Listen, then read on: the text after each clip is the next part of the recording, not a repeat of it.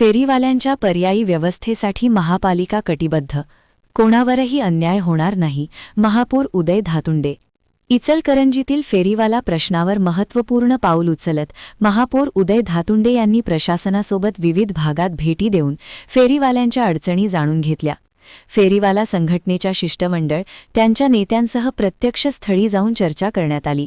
या भेटीदरम्यान फेरीवाल्यांसाठी पर्यायी जागांची व्यवस्था करण्यात आल्याची माहिती देण्यात आली.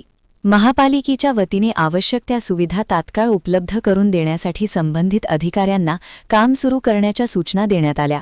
शहरातील 6 ते 7 ठिकाणी विविध फेरीवाले संघटनांच्या प्रतिनिधींशी संवाद साधत त्यांच्या उपजीविकेवर परिणाम होणार नाही तसेच कोणावरही अन्याय होणार नाही याची खबरदारी घेत निर्णय घेण्यात आले. काही फेरीवाल्यांसाठी पर्यायी जागांची पाहणी करून त्यांना निर्णयासाठी वेळ देण्यात आला आहे. या प्रक्रियेत फेरीवाला संघटना व त्यांच्या प्रतिनिधींनी प्रशासनाच्या उपाययोजनांबद्दल समाधान व्यक्त केले. मुख्य रस्त्यांवर वाहतुकीचा अडथळा होणार नाही अशा ठिकाणी व्यवसाय करण्यासाठी फेरीवाल्यांना मार्गदर्शन करण्यात आले.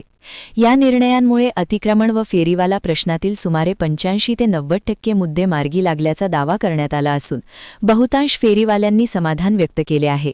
यावेळी उपमहापौर अनिल दाळ्या, सभागृह नेते विठ्ठल चोपडे, नगरसेवक रवी रजपुते, भाऊसाहेब आवळे, फेरीवाला संघटनेचे सदा मलाबादे, दीपक पाटील तसेच अतिक्रमण विभागाचे प्रमुख सुभाष आवळे व अन्य अधिकारी उपस्थित होते.